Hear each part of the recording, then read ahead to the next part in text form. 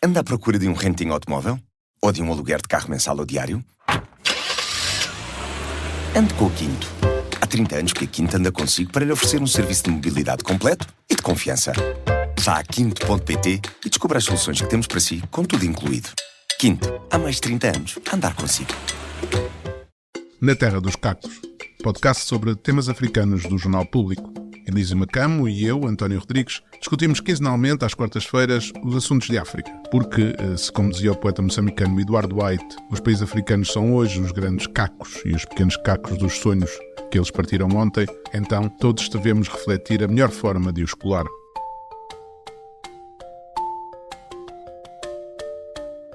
Bem-vindos a mais um episódio do podcast Na Terra dos Cacos. Nesta ocasião, eu e o professor Elísio Macamo vamos conversar sobre as negociações para um cessar-fogo no Sudão que começaram na semana passada na Suíça e que deviam se prolongar até esta quarta-feira, em que o episódio, gravado na sexta-feira, fica disponível para os ouvintes. É uma conversação que começou sem representação do exército sudanês, mas com uma delegação das forças de apoio rápido e mediadores otimistas de que mesmo através de telefone são capazes de encontrar uma solução para o cessar das hostilidades numa guerra civil que em 1 ano e 4 meses, que começou a 15 de abril de 2023, provocou a maior catástrofe humanitária da atualidade, com 8,2 milhões de deslocados e refugiados. Depois do Sudão, seguimos na conversa com uma abordagem à participação dos atletas africanos nos Jogos Olímpicos de Paris, que terminaram no dia 11, uma Olimpíada que se tornou um marco para Cabo Verde, que conseguiu pela primeira vez na sua história uma medalha olímpica, neste caso a de bronze, alcançada por David Pina no boxe, na categoria de peso mosca.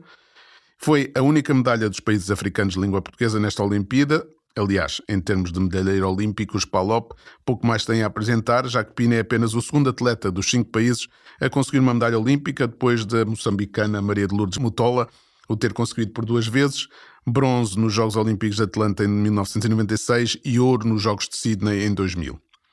Na segunda parte do episódio, no nosso habitual espaço de entrevista, vamos conversar com David Boio, diretor-geral do Instituto Superior Politécnico Sol Nascente, do AMBO, e coautor, com o investigador Carlos Pacatolo, dos estudos do Afrobarómetro em Angola desde 2019. Um novo estudo sobre o estado da democracia em Angola foi apresentado no dia 8 deste mês e os resultados mostram que a democracia angolana não anda muito bem, e isso reflete-se na opinião que os angolanos têm dela. Só 27% se sentem em democracia e só 18% se consideram satisfeitos. Feita a introdução, passemos já ao primeiro tema. As conversações sudanesas são uma iniciativa dos Estados Unidos da América, da Arábia Saudita e da Suíça, com o apoio da União Africana, do Egito, dos Emirados Árabes Unidos e das Nações Unidas.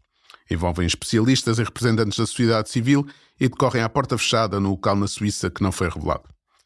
Mesmo sem a presença de representantes do exército sudanês, os negociadores estavam esperançados de que fosse encontrada uma solução para um conflito sangrento que provocou pelo menos 15 mil mortos e 8,2 milhões de deslocados e refugiados. 2 milhões de sudaneses fugiram para os países vizinhos e vivem agora em condições precárias em zonas instáveis do Chad, da Etiópia e do Sudão do Sul. Em abril, no primeiro aniversário da guerra, Daniela Nascimento, professora de Relações Internacionais da Faculdade de Economia da Universidade de Coimbra, doutorada com uma tese sobre a resolução de conflitos e consolidação da paz no Sudão, mostrava-se, em conversa com o público, muito pouco otimista sobre a possibilidade das duas partes chegarem a um entendimento. Até porque os olhos do mundo, voltados para a faixa de Gaza e para a Ucrânia, estavam a prestar pouca atenção ao que se estava a passar no Sudão. Algo que os otimistas mediadores nas conversações na Suíça davam agora como exemplo para manter um tom positivo em relação a umas negociações de cessar-fogo sem uma das partes presentes, o de que os olhos do mundo finalmente prestaram atenção ao Sudão.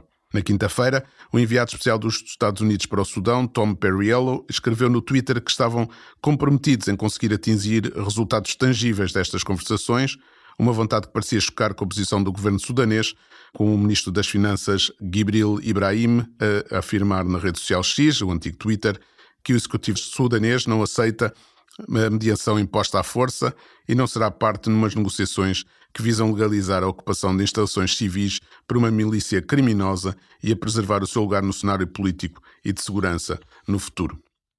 Num conflito que é, na sua essência, uma luta pelo poder e pelo controle do Estado e dos seus recursos, entre o general Abdel Fattah al-Burhan, comandante das Forças Armadas Sudanesas, e o general Mohamed Hamdan Dagalo, mais conhecido por Hemedti, líder das Forças de Apoio Rápido, controlar metade do país é melhor do que deixar o outro controlar tudo.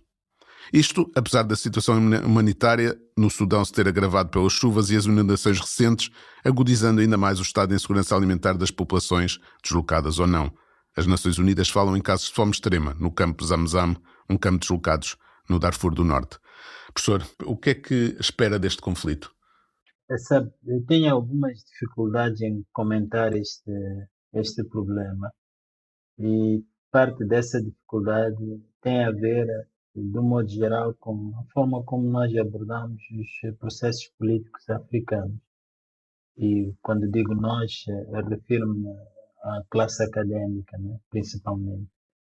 É que a nossa tendência é de ter como referência os resultados alcançados por outros. Neste caso, os resultados alcançados por outros são representados pela situação atual, digamos assim, dos países com sistemas políticos já mais consolidados. Neste caso, os países ocidentais, europeus. E nós temos a tendência, então, de ter isso como padrão, na base do qual, ou em relação ao qual, nós procuramos entender o que se passa nesses países. E há um certo enviesamento da nossa perspectiva analítica quando fazemos isso, porque ao invés de compararmos duas unidades semelhantes, estamos a comparar duas unidades diferentes. Num caso da Europa, estamos a olhar para o resultado, e no outro caso de África, estamos a olhar para o processo. Nós devíamos ter como unidade analítica o processo que levou ao resultado na Europa e o processo pelo qual está a passar o continente africano neste momento.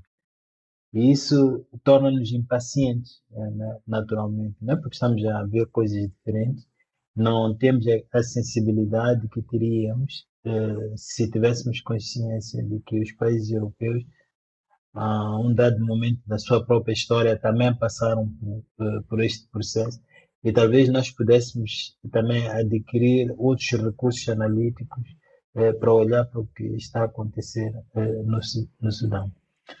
Então, o segundo aspecto é simplesmente aquilo que eu vou chamar o resultado desse enviesamento analítico. É que muitas vezes o que faz com que países se interessem em ajudar um país que está numa situação difícil como a do Sudão, façam isso por causa da crise humanitária que se verifica neste momento. E a preocupação com a crise humanitária pode fazer perder de vista a própria dinâmica do conflito. Pode até tornar prematura qualquer tentativa de trazer as partes beligerantes para a mesa da negociação, como nós estamos a ver agora. Por exemplo, neste momento, os rebeldes, entre aspas, estão mais ou menos na mão de cima, né? Ainda há bem pouco tempo voltaram a ocupar uma posição do exército sudanês, e quando é assim, há relativamente pouco incentivo para negociar seja o que for, né? Ninguém quer negociar nessas circunstâncias, e isso é que vai tornar todo o processo complicado, né?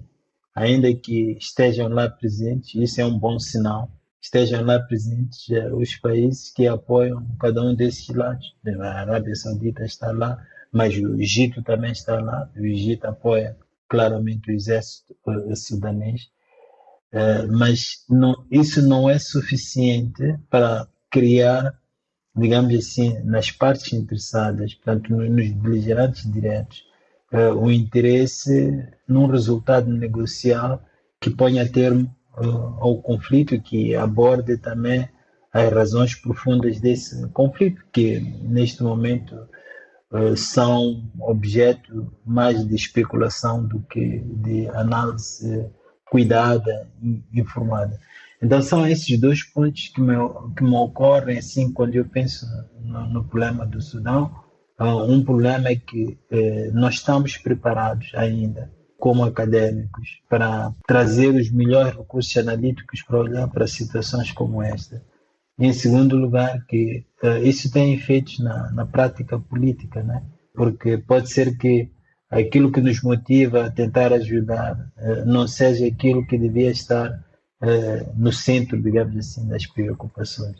Então, assim, uma primeira reação seria mais ou menos essa. Não sei como é que o António vê a coisa. Eu estava a ouvi-lo e eu estava a pensar, por exemplo, este conflito agora não é mais do que o reavivar de uns conflitos anteriores que não foram bem resolvidos. Isso. Ou seja, essa precipitação em querer encontrar uma solução, um cessar-fogo, algo que permita dizer pusemos fim a esta guerra e vamos agora tratar da questão humanitária, faz com que aquilo que está subjacente a essas guerras internas e essas disputas continuem lá. Exatamente. Porque, na verdade, aquilo que temos são dois generais que têm forças armadas que tentaram ganhar o poder no Sudão, cada um deles, e não conseguindo, o outro reagiu e tivemos esta guerra outra vez. Ou seja, e então toda aquela consequência que foram o Darfur e a catástrofe humanitária durante uma década que foi o Darfur e o genocídio no Darfur, na verdade temos os mesmos personagens que participaram nesse genocídio a lutar pelo poder hoje, tirando o facto de Omar al-Bashir ter sido deposto, continuam a ser os mesmos, não é? Portanto, esse é um bocado o problema também, ou seja, o problema daquilo que estava a dizer, ou seja, um acelerar de resolução a curto prazo de problemas que são de longo prazo, ou seja, que são problemas que se arrastam e que têm raízes profundas. Exatamente. E há um bocado um lado ocidental que é de podar o arbusto e esquecer-se das raízes que lá estão, não é? Quer dizer, é um bocado isso. Não, eu vejo exatamente como vê a questão. Naturalmente, aqui entra um outro aspecto, não sei até que ponto ele é absolutamente relevante. Eu creio que é relevante. É que o que estamos a ver também é o que acontece quando se sai de um sistema político autoritário, né? Porque a manutenção do próprio sistema político autoritário implica, por exemplo, a criação de vários polos de segurança, vários polos militares, porque só assim é que se consegue evitar, por exemplo, um golpe de Estado, né? Se a cúpula militar não é capaz de consertar posições, isso favorece quem está no centro do poder. Só que quando esse poder cai, cria-se uma situação potencial de insegurança e de conflito militar, justamente porque esses polos já existem. E aí qualquer justificação serve, pode ser, por exemplo, a questão religiosa, pode ser o acesso aos recursos, qualquer justificação serve para passar por cima, digamos assim, de problemas estruturais políticos que estão na origem de um conflito. Então, realmente, esta é a minha maior preocupação e a forma como colocou a coisa em relação a podar o arbusto, né, e não olhar para as raízes. Penso que essa é uma forma excelente de trazer à superfície o que está em jogo, não só no Sudão, mas também em muitos outros países africanos que estão a braços com conflitos desta natureza. Há problemas políticos que, infelizmente, precisam de ser vistos numa perspectiva de médio e longo prazo, nunca numa perspectiva de curto prazo, de médio e longo prazo. E pronto, nós não temos tempo para isso. As pessoas que estão a sofrer, que estão a ser vítimas da violência, também não têm tempo para esperar, não é? Dizer assim, olha, a história mostra-nos que é preciso aguardar. Não, não é assim, não é?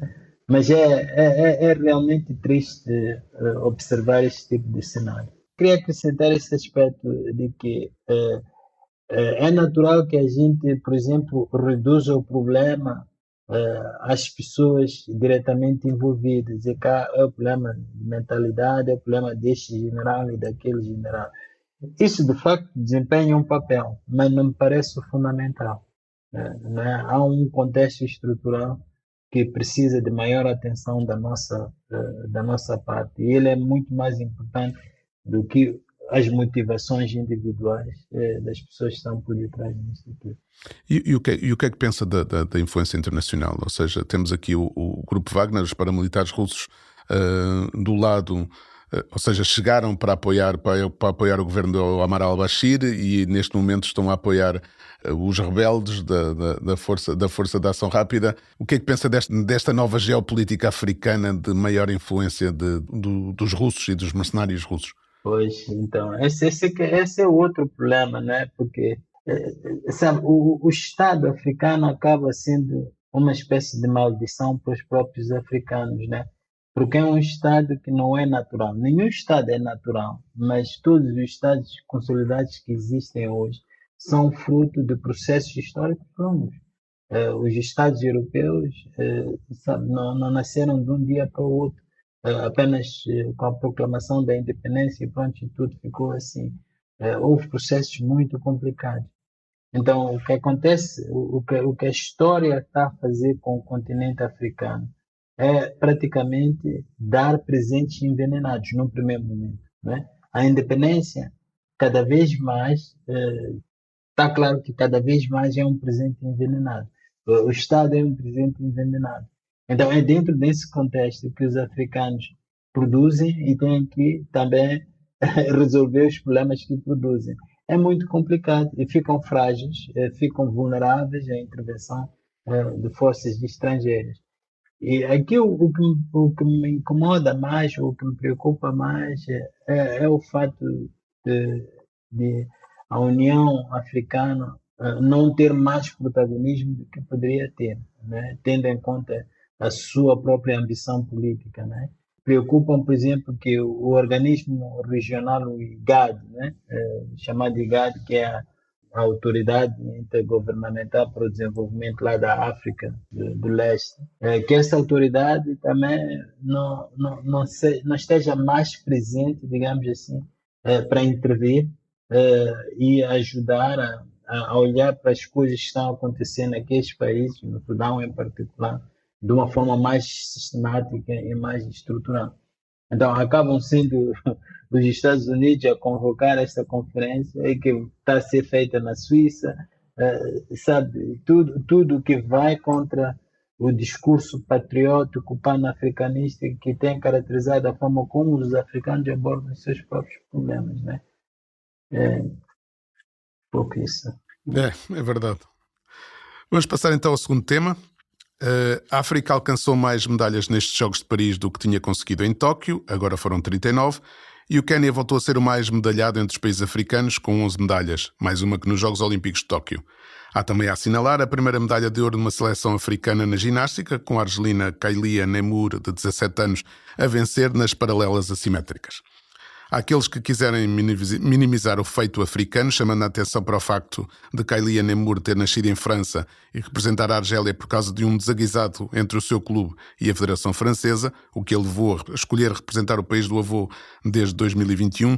Lembremos que ser hipócrita é feio, tendo em conta a quantidade de atletas africanos naturalizados que têm ganho medalhas para países europeus e árabes ao longo dos anos. É de assinalar também o feito de Cindy Ngamba, a boxeadora camerunesa que ganhou a primeira medalha da equipa de refugiados, criada em 2016 pelo Comitê Olímpico Internacional para levar aos Jogos atletas refugiados que não podiam competir pelos seus países. Cindy Ngamba, que vive no Reino Unido desde 2011, ganhou o bronze na categoria de 75 quilos. Outro feito africano destas Olimpíadas veio do atletismo, onde nos 200 metros livres, Letsile Tebogo ganhou a primeira medalha de ouro da história do Botsuana. No 10 mil metros, o ugandês Joshua Cheptegei teve de bater o recorde olímpico, com 26 minutos, 43 segundos e 14 centésimos, para conseguir bater a concorrência fortíssima numa corrida que tinha um campeão olímpico, um campeão do mundo e o recordista do mundo na disputa.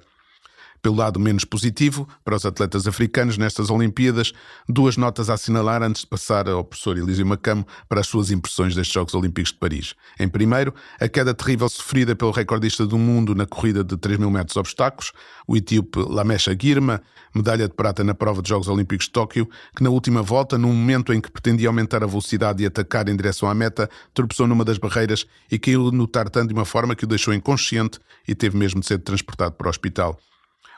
Olhando o incidente de forma positiva, sem Lamesha Girma, o marroquino Soufiane El Bakkali conseguiu revalidar o seu título olímpico de Jogos de Tóquio, um feito que já ninguém conseguia desde o finlandês Volmari Issa Olman na Olimpíada de Berlim em 1936. Ninguém conseguia, logicamente, nos 3 mil metros obstáculos. Em segundo e último caso, temos o caso da pugilista tunisina Iman Khelif, medalha de ouro da categoria de menos de 66 quilos, e a polémica em matéria de identidade de género que se desatou depois do gesto feio da italiana Angela Carini, que desistiu do seu combate contra Khelif ao fim de 46 segundos, acusando-a de ser um homem e recusando-se a apertar-lhe a mão depois do combate, tendo já pedido desculpa pela sua atitude. O debate em torno de Khelif ser mulher ou homem prolongou-se para lá da Olimpíada, com a escritora J.K. Rowling, criadora de Harry Potter, o empresário Elon Musk e o ex-presidente dos Estados Unidos, Donald Trump, a aproveitarem a deixa para criticarem as autoridades olímpicas e as do boxe por aceitarem que a boxeadora tunisina competisse como mulher, dando a entender que seria uma atleta transgénero, o que não é verdade, mas pronto. A boxeadora conseguiu mesmo assim ganhar o ouro e apresentou queixa por ciberbullying contra quem insultou, atacou e vilipendiou na internet, entre eles J.K. Rowling, Musk e Trump. A queixa por atos agravados de cyberbullying foi apresentada pelo seu advogado Nabil Moudi e será analisada pelo Departamento contra o Discurso de Ódio Online da Procuradoria de Paris. Por onde quero começar, professor? Pelo lado positivo ou pelo lado negativo? Imagino que seja pelo positivo.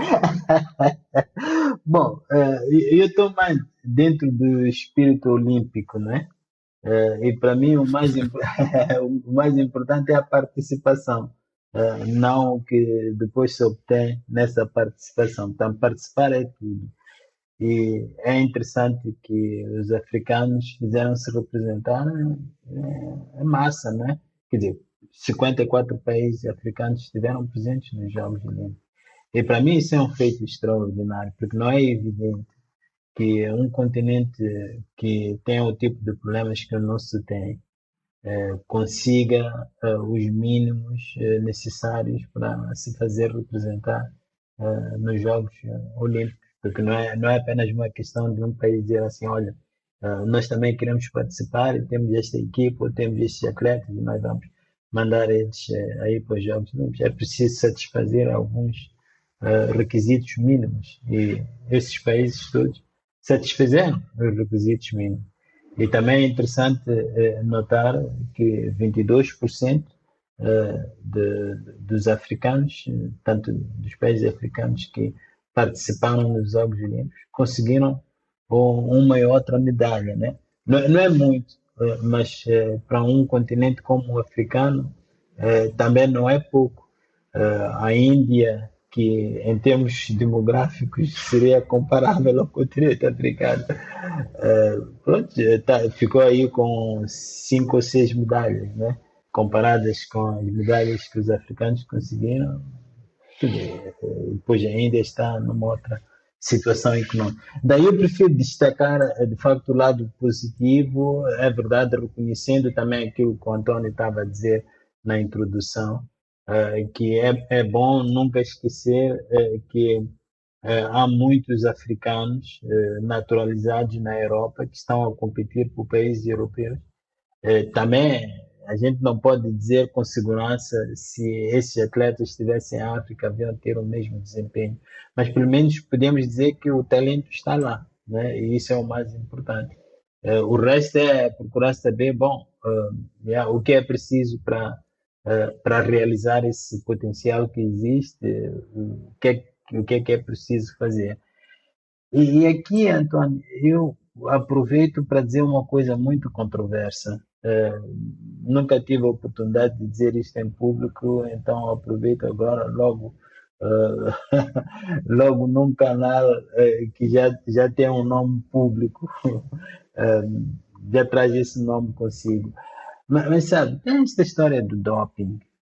Fala-se muito do doping, e sobretudo nos Jogos Olímpicos, o doping tem sido um grande tema.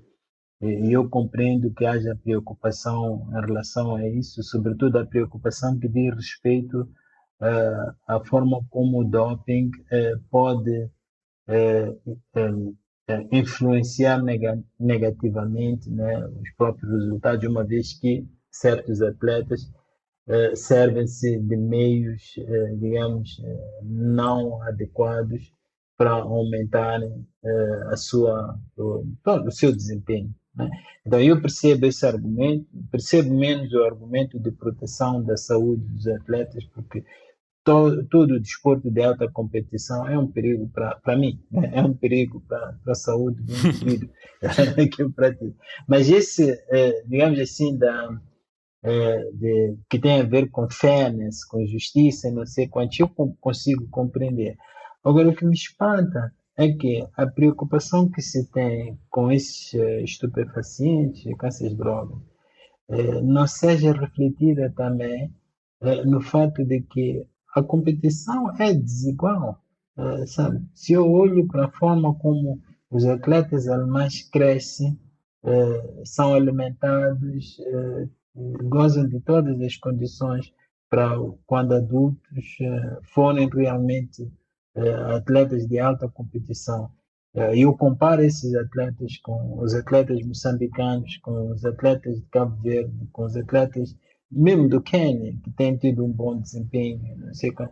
Eu acho estranho que essa questão nunca seja levantada, né? Portanto, há um doping farmacêutico, mas também há um doping, não sei, um doping econômico, não é? Que afeta negativamente a capacidade africana de pronto, também mostrar o que valem os seus atletas.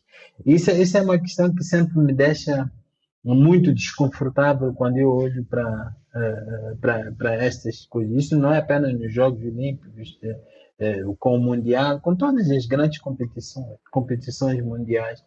Nós vemos os países africanos claramente em desvantagem, né? Claro, as pessoas podem dizer, mas isso aí, bom, os africanos que resolvem esse problema econômico, sim, mas vai levar tempo para a gente resolver esse problema econômico. E eu acho injusto a gente estar a competir com pessoas que estão preparadas de uma maneira completamente diferente, graças ao tipo de condições que os seus países gozam, que os seus países são capazes de proporcionar, né? Mas isso para elevar também, digamos assim, o desempenho dos africanos. Mesmo assim, o desempenho dos africanos não é vergonhoso. Mas não acha que há, por exemplo, em Moçambique, porquê é que não se aproveitou em Moçambique o sucesso de Maria Lourdes Motola para desenvolver, nem que fosse uma área específica do desporto moçambicano, pudesse ser incentivado por esse entusiasmo em volta daquilo que foi a carreira desportiva da Maria Lourdes Motola, para apostar nisso, ou seja, apostar, sei lá, nas corridas de 800 metros, apostar nos 1500, apostar nos 400, o que fosse, mas apostar, nem que fosse numa área para poder desenvolver, aproveitando esse sucesso, para poder desenvolver um desporto que pudesse ter sucesso, mesmo que não fosse para ganhar medalhas, mas que tivesse sucesso. Ou seja, aproveitar essas medalhas para algo positivo em termos de sociedade. Eu acho que há um bocadinho de inércia também nos governos em aproveitar essas circunstâncias. Nessa altura conseguem-se cativar patrocínios, conseguem-se bolsas, fundações, apoios, essas coisas, desde que as pessoas se movimentem para isso, não é? Sim, sim. Tem razão em relação a isso aí. É verdade que, de facto, o sucesso dela criou muito entusiasmo, criou muita euforia aqui em Moçambique. E houve algumas coisas que foram feitas. Houve um grande investimento que as autoridades fizeram, as autoridades desportivas fizeram. Ela própria, ela tem uma fundação e um dos objetivos dessa fundação é, de facto, promover talentos nessa área. E isso tem sido feito. Só que, pronto, é feito num contexto em que há sempre outras prioridades. Nós não temos um setor privado suficientemente robusto para garantir que esse tipo de iniciativas tenha o tipo de consistência e continuidade que é preciso que elas tenham, né? Por exemplo, eu se comparo o Moçambique ao Quênia, eu vejo que o Quênia tem sabido manter aquilo. E acho que uma das razões para isso é o fato de o Quênia ter um setor privado robusto, né? Muito mais robusto do que o setor privado moçambicano. E isso faz muita diferença.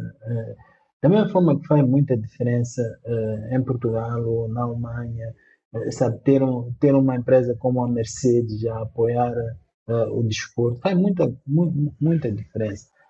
Mas continuo a concordar que depois de termos tido uma Lourdes Motor, que no contexto moçambicano foi uma espécie de outlier, né?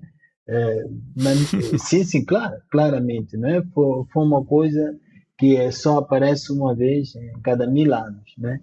Mas nós poderíamos ter tentado criar uma tradição e nós não fizemos isso.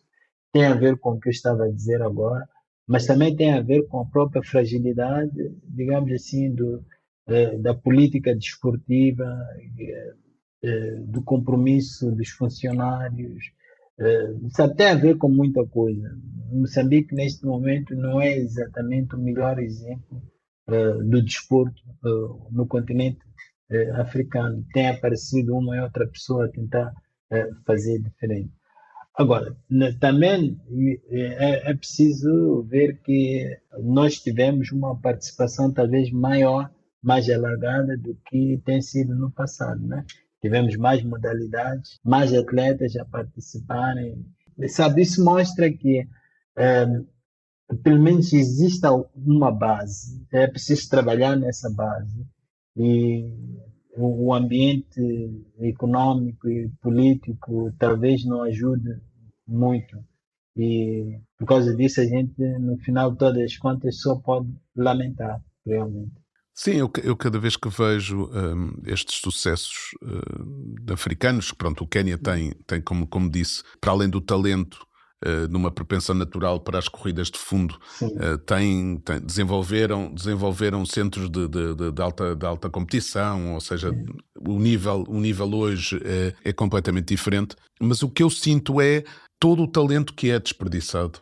Sim. Ou seja, por cada africano que consegue chegar a um pódio nos Jogos Olímpicos, eu imagino a quantidade de atletas que poderiam ter existido se existissem as condições para isso, se existissem as condições para reconhecer esse talento, se existissem as condições para nutrir esse talento. Sim. Ou seja, eu acho que esse é o problema, é o que eu sinto que falta. E, portanto, quando eu vejo estes êxitos desportivos, eu só imagino, poderiam aproveitar isto e construir a partir daqui um outro nível, mesmo que não fosse um nível generalizado de alta competição, pelo menos de alguma parte, ou seja, ir desenvolvendo, que foi o que o Quénia fez, ou seja, se bem que o Quénia hoje em dia também já começa a ter atletas que correm já não meio fundo e fundo, mas que correm também já na velocidade. Mas é sobretudo no fundo e no meio fundo que eles têm os seus grandes talentos. Sim. Mas eu acho que esse é um bocado o que falta também falta nos PALOP, não ficar por aqui, ou seja, a festa dos Jogos Olímpicos que todos nós gostamos é uma festa de cada 4 anos, mas depois no resto, entre esses 4 anos, é preciso fazer qualquer coisa, é preciso agir, é preciso... E às vezes são precisas ideias mais do que muito dinheiro. Sim, mas pronto, isso sou eu. Eu concordo plenamente, mas a questão do dinheiro também realmente é importante, sabe? É impressionante como essa questão pode afetar, de facto, o desenvolvimento do desporto. Eu estou a acompanhar isso porque tornei-me sócio de um clube de desportos na minha cidade natal, em que eu me encontro agora, né? O Clube de Gaza, que foi criado no tempo colonial por portugueses. O clube tem enormes dificuldades, sabe? É difícil explicar isto a alguém. Há 3 semanas eu estava numa reunião da massa associativa e estava-se a discutir porque os atletas estavam em greve porque não recebem os seus salários. E estávamos a discutir o que se pode fazer com a direção do clube, não sei quanto. E alguém quis saber quanto dinheiro o clube tinha na conta bancária. E tinha o equivalente a praticamente 200 euros. É o que tinha. E sabe, quando você está perante uma situação dessas, você percebe que há uma certa importância que o dinheiro também tem, né? Porque se um clube que participa em competições desportivas nacionais só tem esse valor na sua conta, Então alguma coisa não está bem, digamos assim, na própria estrutura do desporto. Então, praticamente nós, os sócios, todas as semanas temos que contribuir, fazer contribuições. E já agora, se alguém da província de Gaza estiver a escutar este podcast, eu gostaria de lançar este apelo para ajudarem o Clube de Gaza, ajudarem os clubes. Isto é associativismo. O associativismo é muito importante para a consolidação de um país, de uma comunidade política, né? Então, lanço esse apelo aí. Mas sabe, todas as semanas nós temos que fazer essas contribuições e parte da contribuição, sabe para que é que ela serve? Para alugar as botas para os jogadores poderem ir ao campo. Sabe?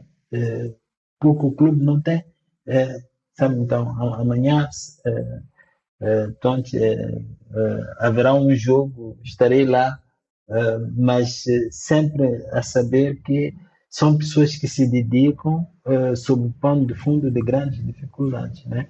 Isso acaba até sendo impressionante e pronto, encoraja um pouco também. Ok, vamos terminar por aqui esta primeira parte e dar as boas-vindas ao nosso convidado da segunda parte. David Boio, muito obrigado por ter aceitado o nosso convite para estar aqui neste podcast. Junto com o Carlos Pacatolo, através da empresa de estudos de opinião pública Ovilongua, coordenam os trabalhos do Afrobarómetro em Angola desde 2019, sendo este o terceiro estudo que apresentam desde então. Começava por lhe pedir que nos apresentasse o que é o Afrobarómetro, em primeiro lugar, e depois como tem evoluído o trabalho de recolha e tratamento da informação nestes 5 anos. Bom dia, obrigado Elísio e obrigado António. Eu e o Carlos temos estado a trabalhar em Angola com o Afrobarómetro desde 2019, depois de termos ganho o concurso para sermos o representante nacional para a recolha de dados dessa organização pan-africana. O Afrobarómetro recolhe dados em África há sensivelmente 25 anos, fez agora 25 anos. Começou aí com 5, 6 países. Neste ano, no corrente ano, esperam fazer essa recolha em cerca de 42 países africanos. Portanto, é muita informação, são muitos dados que têm a particular relevância de permitirem fazer estudos comparativos, né, de diferentes países africanos para, sobretudo, saber ou dar voz aos cidadãos africanos sobre o que pensam sobre o estado da democracia, sobre a governação e outras variáveis, mas principalmente é uma organização que está preocupada em que se possa ouvir os cidadãos, entre aspas, normais, sobre a situação dos seus países, sobretudo em questões de governação e democracia. E como é que tem evoluído o trabalho desde 2019? O tratamento de informação e a recolha e tudo mais? Sim. Bem, tal como nos outros países africanos, a parte do trabalho de campo é o mais complexo, não é? Porque há um rigor um forte rigor em termos da distribuição da amostra e na necessidade de se ir de facto nas unidades chamadas unidades censitárias, né, que decorrem da amostra. E aí temos imensos desafios do ponto de vista do acesso a essas localidades, não é? Há algumas situações que levam 2 dias para ir a uma certa localidade, depois quando só se vai buscar, por exemplo, aplica-se 5 inquéritos, mas com esse desafio de grande dificuldade de acesso. Depois também fomos a outros desafios, como mais no espaço rural, em que as autoridades tradicionais ainda gozam de algum peso. E essas autoridades, como estão muito vinculadas ao poder político e partidário, não é vigente no país, às vezes tornam algumas dificuldades de nós acedermos às casas das pessoas, não é? Depois, outro desafio, aos poucos vamos ultrapassando, é a reação do poder político aos resultados, não é? Inicialmente fazia-se uma campanha a dizer que os dados são falsos, etc, etc, mas esse já não se usa esse argumento, não é? O mais a reação é inicialmente negativa, mas temos estado a lidar com isso também. Depois também as pessoas, não é? É praticamente a primeira experiência no país a esse tipo de recolha de dados, não é? Então ainda há alguma, entre aspas, pedagogia que temos que fazer, inclusive as pessoas, em princípio, inclusive com alguma formação, não é? Que alguma literacia em termos de metodologia, e temos feito esse trabalho, explicar a parte metodológica a quem está interessado esses dados, não é? Portanto, esses são praticamente a caminho de 5, 6 anos, não é? Ah, Tem sido positivo na medida que hoje já temos a possibilidade de falar com emitir certas opiniões que têm sustentação empírica, não é? Que é algo que antes não era possível, né? Então o debate era muito difícil, que era só eu acho, e agora pelo menos dá para fazer um debate, mas com alguma sustentação, e também isso ajuda em que o debate não seja muito pessoalizado, né? Dizer, não, estou a dizer isso porque as pessoas, em princípio, os dados indicam isso. Então isso contribui para outro tipo de debate, não é? E também, de certa forma, uma proteção, por exemplo, às pessoas que têm posições críticas, né? Na medida em que não é só o David que está a dizer, né? Mas está a dizê-lo com base a dados que são cientificamente validados. Para que os dados sejam comparados em todos os países, as perguntas têm que ser idênticas para todos, ou não? Sim, sim. Aí 70% do inquérito, as perguntas são as mesmas, não é? Estamos a falar de 120 perguntas, mais ou menos. Mas depois há uma secção sempre que é reservada, chamada questões nacionais, não é? Que é o parceiro nacional, junto o diálogo com outras entidades da sociedade civil, não é? Elaboram questões que só interessam àquele país, mas 70% ou 80% acima disso são questões são exatamente iguais, e que isso é que permite a comparação. Boa tarde, David. Boa tarde, Lísio. Sim, sim. Olha, vocês no vosso relatório dão destaque a, a 3 resultados. O que é relativo à governação, que parece haver cada vez menos aprovação do desempenho do governo. Estão a falar também da democracia, onde dizem que há uma certa tendência de diminuição da rejeição de regimes autoritários.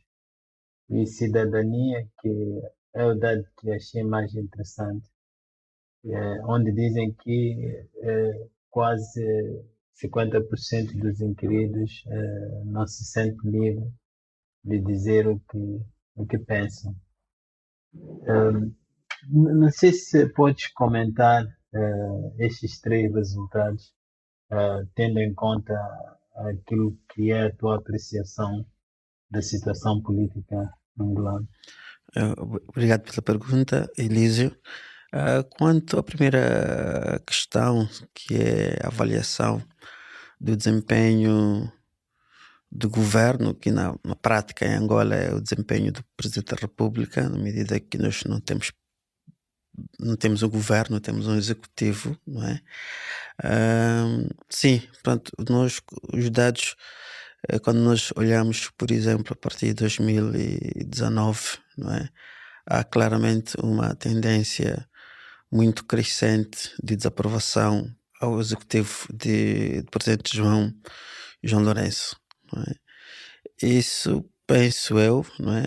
Acho que é expectável, não é? Face à deterioração das condições de vida dos cidadãos, não é? Inclusive, um dos grandes problemas, há uma pergunta no inquérito que tem que ver, que as pessoas dizem qual é o problema que mais os preocupam, E um desses problemas é a questão dos preços, da gestão e da manutenção dos preços, não é? No que diz respeito a isso, por exemplo, a reprovação ronda os 90 e tal por cento, não é? Portanto, há essa questão da deterioração das condições económicas, condições de vida, o elevadíssimo aumento do custo de vida, não é? Depois ligado à desvalorização da moeda, etc, etc. E me parece interessante realmente o facto de ficar evidente de que as pessoas, apesar de tudo, fazem a articulação, não é, entre aquilo que são as suas condições e, no fundo, atribuem essa responsabilidade a quem está a governar o país, não é? E eu acho que na atual situação política do país, esse é provavelmente um dos elementos mais importantes, não é? Porque estamos num eventual processo de transição, não é? A governação de João Lourenço está praticamente no fim, não é? Mas ainda não é claro, não é? O que é que o próprio vai fazer, se mantém, se sai, etc, etc. E essa elevadíssima taxa de reprovação, penso que depois complica muito, poderá complicar muito esse processo de transição. Porque, por exemplo, no tempo de Eduardo Santos, não é? Em que o regime é o mesmo, mas se vivia, no geral, não é? A sensação de que as condições das pessoas não eram, pelo menos não eram tão más quanto são hoje, não é? Quanto à questão da democracia e dos regimes autoritários, não é? Isso é algo que está a acontecer, como eu dizia, essa possibilidade de nós fazermos comparação está acontecendo nos outros países africanos, ok? Inclusive o próprio Afrobarómetro recentemente fez uma conferência essencialmente sobre isso, não é? Tentar ver porque é que a rejeição dos regimes autoritários em África está a decrescer. O Elísio já escreveu várias coisas sobre isso, tem que ver com essa ideia, esse grupo de estados, etc, etc, na África Ocidental, né? A ideia de que provavelmente a melhor maneira de lidar com a situação é instituir governos que sejam mais competentes, independentemente de serem ou não serem democráticos, não é? Mas penso eu, paralelamente a isso, estes estudos também têm algum, entre aspas, problema, que é as pessoas vivem dentro ou num contexto autoritário, não é? Como é que num contexto autoritário se faz comparação de uma situação democrática ou não democrática? Ou seja, há aí um problema, não sei se é metodológico, né? Mas há realmente como é que a gente consegue construir uma opinião sobre um regime, não é? Quando a única experiência que nós temos é de viver num regime autoritário, não é? Portanto, mas voltando à questão, dizer que isso está a ser uma tendência que se está a generalizar, pelo menos nos países em que o Afrobarómetro recolhe informações, não é? Essa diminuição da rejeição dos regimes autoritários, seja eles militares, de partido único, ou, como no caso de Angola, o regime autoritário presidencialista, se assim podemos dizer. Quanto à terceira, sim, portanto, os dados indicam que os cidadãos ainda têm a noção ou a percepção de que não é o risco do exercício da liberdade de expressão e da liberdade de pensamento num contexto do país. Penso que uma das coisas que eventualmente está associada a isso é que desde que nessa governação de João Lourenço emergiu uma lei, que é a lei que criminaliza o que se definiu como ultraje ao Presidente da República, não é? Inclusive há um senhor, o general Numa, que foi secretário-geral da UNITA, etc, etc, nesse momento está a responder criminalmente a uma acusação desse género, não é? Hoje, alguns jovens entre aspas, sociedade civil, o Gangsta, etc, etc, que estão exilados por aí, não é? Também acusados desse ultraje, não é? Pessoas que com podcasts nas redes sociais também estão presas, não é? E o problema é que nesse ultraje quase cabe tudo, não é? Inclusive, basicamente, dizer que o presidente é incompetente, não é? Isso, a PGR, não é? E depois entende-se como um crime público, não é? Ou seja, não é o próprio presidente que desencadeia uma queixa e manifesta a indignação, não é? É a Procuradoria-Geral da República, a PGR, não é? Então, o PGR entende que o que estou a dizer agora é ultraje, não é? Automaticamente despolita-se um processo a nível do tribunal, não é? Portanto, penso eu que isso, obviamente que isso leva a que as pessoas tenham cada vez mais medo, não é? Sobre o que dizem, inclusive as coisas dos memes, essas coisas das redes sociais, não é? E porque muitas pessoas estão nesse momento detidas, não é? E é isso, não é? Portanto, há realmente, assim, em 2018, 17 e 18, inicialmente, a governação de João Lourenço parecia prometer uma maior abertura, não é? Mas a partir do momento em que as condições sociais e económicas começaram a ficar cada vez mais difíceis, não é? O regime político respondeu a isso, não com a procura de resolver essas questões, mas por via, não é, do aumento da repressão e do controle. Exatamente, sim. O Carlos Pacatolo falava-me numa entrevista recente a propósito da publicação em livro da sua tese de doutoramento, que havia espaço em Angola para o surgimento de uma terceira via. Tendo em conta que a UNITA não conseguiu capitalizar na totalidade esse eleitorado jovem que não se revê no MPLA.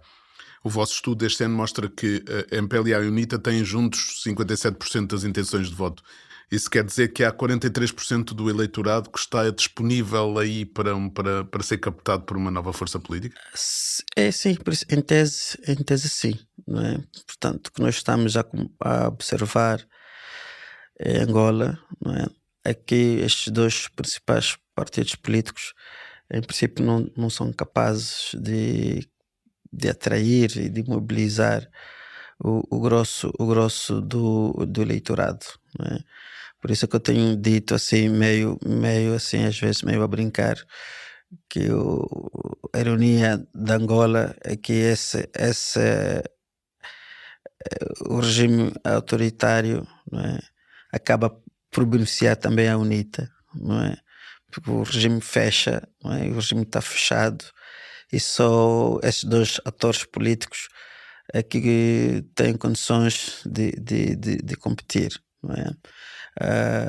O regime não aceita, não é? Não aceita a emergência de novos partidos, a não ser que sejam escolhidos pelo próprio MPLA, não é?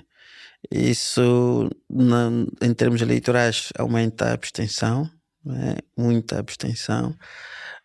E também em termos eleitorais, penso eu que é um grande desafio para a oposição, na medida em que a UNITA, nesse caso, tem que refletir por que razão é que numa situação de muita contestação e de muita reprovação do governo, não é? Isso não resulte numa proporção de aderência à oposição, não é? Não só em termos dos resultados eleitorais, que naturalmente são duvidosos, não é? Mas também em termos de intenção, pelo menos de intenção de voto, não é? Portanto, penso que aí há um desafio político, não é? O que geralmente se diz, não é? Assim, nas redes sociais e nas opiniões que às vezes se vê, é que as pessoas entendem que há entre aspas, algumas semelhanças entre o MPLA e a UNITA, sejam por serem partidos tradicionais, não é? E desse ponto de vista, quem entende que ambos estão, de certa forma, desadequados à nova realidade, não é? Que se entende. Também isso é discutido em outros países, acho eu, africanos, que se entende que essa nova realidade devia de merecer outro tipo de atores políticos ou de atores partidários, não é? E depois também, no caso de Angola, há algumas situações muito críticas em que se esperava um tipo de posicionamento do lado da UNITA, por exemplo, nas eleições do ano passado, não é? Em que se esperava que a UNITA reagisse com mais, sei lá, que reagisse com manifestações após os resultados eleitorais, mas a UNITA entendeu não fazer. Mesmo essa semana foi aprovada uma lei de segurança nacional que também tem alguma coisa a ver com a pergunta anterior do Elísio sobre a liberdade de expressão, não é? Foi aprovada agora uma lei de segurança nacional que torna isso ainda mais, vai tornar isso mais complicado, não é? E estranhamente a UNITA, ao invés de votar contra, preferiu se abster, não é? E eu estive a acompanhar alguma má reação de certas pessoas a isso. Portanto, há em determinados momentos marcantes, não é? Certos comportamentos da UNITA que as pessoas, que desagrada muito as pessoas, e cria essa ideia que a UNITA faz muitas cedências, não é? E não para a proteção dos interesses das pessoas, mas por via dos interesses partidários. Elísio, uma última pergunta? Sim, talvez para voltar ao que o David Boy estava a dizer logo no início, quando estava a descrever este instrumento. Era mais para perguntar o seguinte: qual é a importância que este instrumento tem para a melhoria da política em Angola, e que papel é que ele está a desempenhar neste momento, já que, pronto, vocês estão a fazer isto há algum tempo e podem também já ter acompanhado os seus efeitos? Sim, bem, aquilo que nós penso eu que tem sido a importância desse instrumento, não é? Como eu estava a dizer inicialmente, é, no fundo, melhorar, não é, a discussão, o debate público, não é? Melhorar na medida em que baliza certos assuntos, não é? Baliza certos assuntos e oferece, obviamente, ferramentas para que as pessoas discutam, não é? Com base em certas evidências. Quanto à política, bem, nós estamos num contexto autoritário, mas ainda assim nós se percebe que, mesmo embora não é assumido publicamente, não é, pelos decisores políticos, não é, mas rapidamente nós vemos reações claras, por exemplo, aos resultados, não é? Só para dar exemplo, nós agora, quando publicamos a parte da aprovação ao presidente, automaticamente começou a passar nas redes sociais uma capa de Jornal de Angola em que dizia que João Lourenço tinha uma aprovação de 90 e tal % a nível nacional, não é? Então, mas isso para dizer, Elísio, tipo, a importância política talvez é mais um elemento que ajuda a que os cidadãos, não é, não tenham acesso a uma única narrativa, não é? Por exemplo, a TPA, né, a Televisão Pública de Angola, e nesse momento o governo tem praticamente 3 canais de televisão, não é?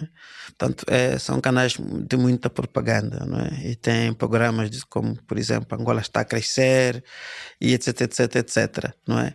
Então, há uma série de programas televisivos, não é, que mostram que o país está em, sei lá, em amplo crescimento, que nem a Suíça, não é? Portanto, o que estes dados permitem dizer, não, isso não é a realidade de facto não é essa, não é? E sim, penso que do ponto de vista, num contexto em que não há liberdade de imprensa, ou que há pouca liberdade de imprensa, em que as pessoas têm medo de dizer o que pensam, etc., né? É politicamente muito importante que hajam instrumentos como esses que capazes de contrariar a narrativa, entre aspas, oficial, não é? Depois também um outro elemento muito importante, julgo eu, mais no debate público, não é? Aquilo que nós podemos dizer, de certa forma, os dados acabam por, entre aspas, envergonhar os defensores da situação, não é? E às vezes são pessoas até formadas, etc., não é? Quando não havia, quando esse instrumento não existia, não é? A discussão ou seja, era fácil para essas pessoas fazer a defesa da situação. Hoje já é mais difícil, não é? E por isso que se vê uma tendência curiosa, não é? Que há cada vez mais silêncio, não é? Da parte das pessoas que tradicionalmente sempre defenderam e com muita força a situação, não é? Portanto, se quisermos, Elisa, eu acho que isso é importante, de certa forma, envergonha a defesa cega, não é? Da situação do país. David Boio, muito obrigado. António, tá bem. Já o tempo já está ultrapassado. Tá bem, muito obrigado. Foi um prazer tê-lo aqui neste podcast. Obrigado, Elisa. Obrigado, António. Obrigado aos ouvintes. Abraço, David.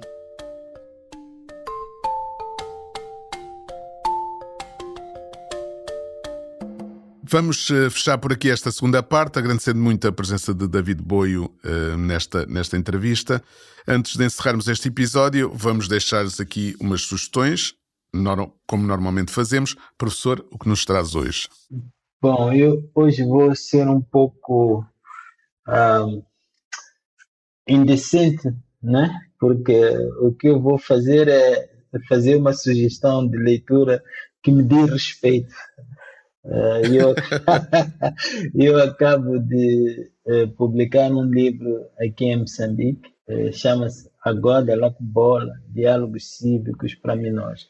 Portanto, o título principal é uma expressão na minha língua materna, que é o Tsonga Xangana, e quer dizer a corda podre, ou a corda apodrecida, e costuma ser usada como uma metáfora para falar de relações sociais frágeis, sobretudo relações conjugais, né? E é um título que me foi sugerido por um pintor daqui da minha cidade natal, daqui de Xaixai, Maurício Zita, que tem um quadro que tem justamente esse nome. Eu gostei do nome, gostei do quadro, e por acaso o quadro também é a capa do livro. O livro é simplesmente consiste em 3 diálogos, né, entre avô e netos, e estão a falar de conceitos básicos da política, portanto, conceitos como cidadania, conceitos como coerência política, mas também, de uma forma geral, o conceito de sabedoria. E eu acho que está a aparecer num momento oportuno, já que Moçambique vai ter eleições daqui a pouco. Acho que eu, se tivesse acesso aos candidatos presidenciais, havia de lhes oferecer a cada um um exemplar do livro, porque acho que vão beneficiar muito da leitura. Pronto, a minha sugestão. Hoje vamos estar os dois a puxar a brasa às nossas sardinhas, porque eu também vou puxar a minha e já vai perceber porquê. Eu vou falar de um livro que deverá sair em outubro em Portugal, publicado pela Editorial Caminho. Trata-se de um novo romance do escritor Mia Couto, que se chama A Cegueira dos Rios. É um livro que José Eduardo Agolusa, que leu o manuscrito, diz que é o melhor da carreira do escritor moçambicano. E, então, para aproveitar para puxar a brasa à minha sardinha, digo que no Y, o Suplemento Cultural do Público, no próximo dia 30 de agosto, terá uma entrevista ao escritor que fui eu que conduzi, para falar do prémio do conto da Associação Portuguesa de Escritores, que foi atribuído ao seu livro anterior, O Compêndio para Desenterrar Nuvens, e do processo de quase 3 anos de escrita deste novo romance, que pode ser para o Miyakoto o que o Things Fall Apart do Chinua Achebe representou para o Chinua Achebe e para a literatura africana. Esta poderá ser para nós. Acho que o livro, o José Eduardo Agalusa está entusiasmadíssimo com o livro. O Miyakoto diz que isto é só porque ele é um grande amigo e, portanto, é preciso pegar com pinças nessa opinião, mas eu estou em pulgas para ler o livro. E pronto, eu vinha fazer essa sugestão, portanto, se quiserem ler a entrevista, que é muito boa, não por mim, mas por ele, leiam no dia 30 de agosto no Público. E com isto damos por encerrado o episódio 22 na Terra dos Cacos. Já sabe, pode ouvir-nos além no site do Público, também no Spotify e no Apple Podcast. Professor, muito obrigado mais uma vez pela sua sabedoria. Voltamos para o próximo episódio. Abraço. O Público fica no ouvido.